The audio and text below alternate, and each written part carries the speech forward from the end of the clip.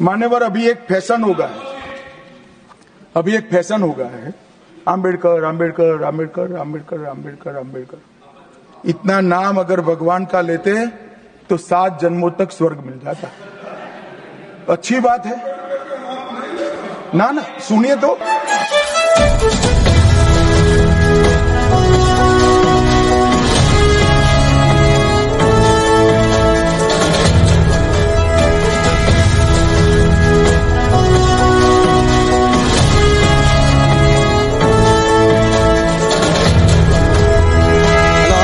Hello, ಹೇಳಿ sir. Sir ಹೇಳಿ sir, Kiran Kumar, Xi'an ಕನ್ನಡದಿಂದ. ಸರ್ ನಮಸ್ಕಾರ ಹೇಳಿ. ಸರ್, ಇದು ಸುಪ್ರೀಂ ಕೋರ್ಟ್ ಆರ್ಡರ್ ಬಂತು, ನೋಡಿದ್ರಾ? ನೋಡಿಲ್ಲ ಸರ್, ಮಾಹಿತಿ ಬಂತು ಅಷ್ಟೇ.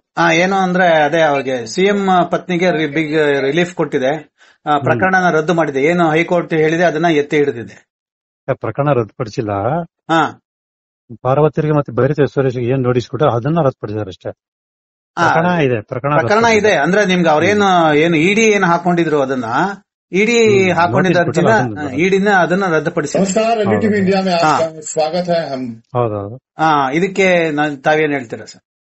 ಏನಿಲ್ಲ ಸರ್, ನೋಟಿಸ್ ಏನು ಅವ್ರ ವಿಚಾರಣೆಗೆ ಹಾಜರಾದ ಬಗ್ಗೆ ಇದ್ ಮಾಡಿದ್ರೆ ಅಷ್ಟೇ ಹೊರತು ಪ್ರಕರಣ ತನಿಖೆ ಮುಂದುವರಿಯುತ್ತೆ. ಇವ್ರದ್ದು ಹೇಳಿಕೆ ಇಲ್ಲದೆ ಏನ್ ಲಭ್ಯ ಸಾಕ್ಷ್ಯದ ಮೇಲೆ ಮಾನ್ಯ ನ್ಯಾಯಾಲಯಕ್ಕೆ ಅಂತಿಮ ವರದಿ ಸಲ್ಲಿಸ್ತಾರೆ. ಅಲ್ಲಿ ಬರೀ ಅಷ್ಟೇ ಆಗಿದ್ರೆ ನಾವು ನಿಮ್ಗೆ ಫೋನ್ ಮಾಡ್ತಿರ್ಲಿಲ್ಲ. ಅಲ್ಲಿ ಹೇಳುತ್ತೆ, ಚೀಫ್ ಜಸ್ಟಿಸ್ ಆಫ್ ಇಂಡಿಯಾ ಹೇಳ್ತಾರೆ, ಇಡಿಯನ್ನ ಒಂದು ರಾಜಕೀಯ ಅಸ್ತ್ರವಾಗಿ ಇಡೀ ದೇಶದಲ್ಲಿ ಬಳಸ್ಕೊಳ್ತಾ ಇದೆ. ಮೊದಲು ಮಹಾರಾಷ್ಟ್ರ ನೋಡಿದ್ದೀನಿ ನಾನು, ಇಡೀ ದೇಶದಲ್ಲಿ ಇಡಿಯನ್ನ ಒಂದು ರಾಜಕೀಯ ಅಸ್ತ್ರವಾಗಿ ಬಳಸ್ಕೊಳ್ತಾ ಇದೆ. ನಿಮ್ಗೆ ನಾನು ಬಾಯಿ ತೆಗಿಬೇಕಾ ನಿಮ್ಗೆ ಅಂತ ಹೇಳಿ ಒಂದು ರಾಜೀವ್ ಅವ್ರಿಗೆ, ಅಡ್ವೊಕೇಟ್ ಜನರಲ್ ಅವ್ರಿಗೆ ಹೇಳುತ್ತೆ.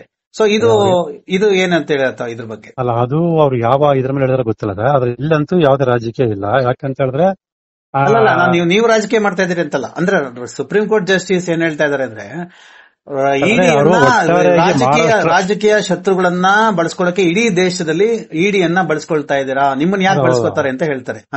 ಅದನ್ನ ಅಭಿಪ್ರಾಯ ಅವರು ಸರ್, ಬೇರೆ ಪ್ರಕರಣ ಎಲ್ಲ ಸೇರಿ ಒಟ್ಟಾರೆ ಹೇಳಿದ್ರೆ ಹೊರತು ಈ ಪ್ರಕರಣ ಸಂಬಂಧಪಟ್ಟ ಹೇಳಿಲ್ಲ. ಅದೇ ಒಟ್ಟಾರೆ ಹೇಳಿರೋದ್ರಿಂದ ಅದರ ಬಗ್ಗೆ ನಾನೇನ್ ಹೇಳಕ್ಕಾಗಲ್ಲ.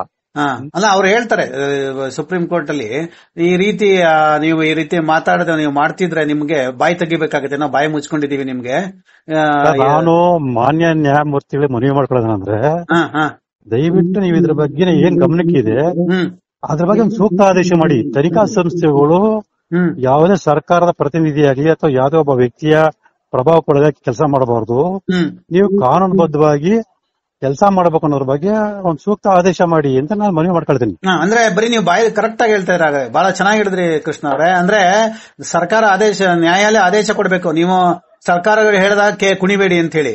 ಹೌದೌದು, ಒಂದು ಸೂಕ್ತ ಆದೇಶ ಮಾಡಲಿ. ನಮ್ಮ ಮನವಿ ಅಲ್ಲಲ್ಲ, ಸ್ವಾಯತ್ತ ಸಂಸ್ಥೆಗಳು ತಾನೇ ಅವೆಲ್ಲ, ಇಡಿ, ಇಟಿ, ಸಿಬಿಐ ಅದು ಹೇಳೋದು ಸ್ವಾಯತ್ತ ಸಂಸ್ಥೆಗಳು. ಆದ್ರೆ ಅಲ್ಲಿ ಕೆಲಸ ಮಾಡೋರು ಮಾಮೂಲಿ ಪೊಲೀಸ್ ಅಧಿಕಾರಿಗಳು. ಎಕ್ಸಾಕ್ಟ್ಲಿ ಪ್ರತ್ಯೇಕವಾಗಿ ಅವ್ರನ್ನ ನಂಬಿಕೆ ಮಾಡ್ಕೊಂಡು ಪ್ರತ್ಯೇಕವಾಗಿ ಅವ್ರ ತರಬೇತಿ ಕೊಟ್ಕೊಂಡು ಸ್ವತಂತ್ರ ತನಿಖಾ ಸಂಸ್ಥೆಯಾಗಿ ಯಾವ ರೀತಿ ಕೆಲಸ ಮಾಡ್ಬೇಕು ಅನ್ನೋದ್ರ ಬಗ್ಗೆ ಅವ್ರು ಹೇಳೋದಲ್ಲ. ತರಬೇತಿ ಸಪರೇಟ್ ಕೊಡೋದಲ್ಲ ಅವ್ರಿಗೆ. ಇಲ್ಲಿರೋ ಅಲ್ಲಿ ಹೋಗ್ತಾರೆ, ಅಲ್ಲಿರೋ ಇಲ್ಲಿ ಬರ್ತಾರೆ. ಆಯ್ತಾ? ಇಲ್ಲಿ ನೀವು ಗಮನಿಸಬೇಕು ಅಂಶ ಏನಂತಂದ್ರೆ, ಇದೇ ಶ್ರೀಮತಿ ಪಾರ್ವತಿ ಅವರಿಗೆ ಲೋಕಾಯುಕ್ತ ಸಂಸ್ಥೆಯವರು ನೋಟಿಸ್ ಕೊಡ್ತಾರೆ. ಅವ್ರು ಇಲ್ಲೂ ತಕರಾರು ಮಾಡಲ್ಲ, ಸೀದಾ ಹೋಗಿ ತನಿಖಾಧಿಕಾರಿ ಮುಂದೆ ಕುತ್ಕೊಂಡು ಹೇಳಿಕೆ ಕೊಟ್ಟು ಬರ್ತಾರೆ. ಅದೇ ಇಡಿಯವ್ರ ತನಿಖಾಧಿಕಾರಿ ನೋಟಿಸ್ ಕೊಟ್ಟಿದ ತಕ್ಷಣ ನೀವು ಕೋರ್ಟ್ಗೆ ಹೋಗ್ತೀರಾ? ಅಲ್ಲಿ ಏನ್ ತನಿಖಾ ಸಂಸ್ಥೆಗಳ ಬಗ್ಗೆ ಜನಕ್ಕೆ ನಂಬಿಕೆ ಬರ್ಬೇಕು ಇಂತಹ ಪ್ರಕರಣ ಘಟನೆ ನೋಡಿದಾಗ. ಹಾಗಾಗಿ ಮಾನ್ಯ ನ್ಯಾಯಮೂರ್ತಿಗಳು ಈ ವಿಚಾರ ಗಂಭೀರವಾಗಿ ಬಾಯಲ್ಲಿ ಹೇಳೋ ಬದಲು ಅವರು ಆದೇಶ ಕೊಡಬೇಕು, ಒಂದು ಮಾರ್ಗದರ್ಶನ ಕೊಟ್ಟು ಸೂಕ್ತ ಆದೇಶ ಮಾಡಬೇಕು, ಆದೇಶ ಕೊಡಬೇಕು. ಎಸ್ ಸರ್, ಇದು ನನ್ನ ಮನವಿ.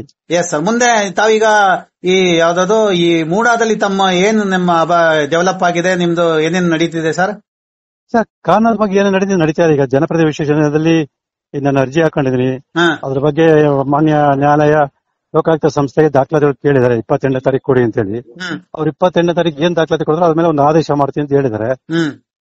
ಮತ್ತೆ ಸಿಬಿಐ ಕೊಡ್ಬೇಕು ಅನ್ನೋದ್ರ ಬಗ್ಗೆ ಏನ್ ಹೈಕೋರ್ಟ್ಗೆ ಹಾಕೊಂಡಿದೀವಿ, ಅದು ನೋಟಿಸ್ ಕೊಡೋದಕ್ಕೆ ಪಾರ್ವತಿ ನೋಟಿಸ್ ಕೊಡಕ್ಕೆ ಕೇಳಿದ್ದಾರೆ. ಅದು ಅಕ್ಟೋಬರ್ ತಿಂಗಳಲ್ಲಿ ವಿಚಾರಣೆಗೆ ಬರುತ್ತೆ. ಕಾನೂನು ಪ್ರಕ್ರಿಯೆ ನಿರಂತರ ನಡೀತಾ ಇದೆ.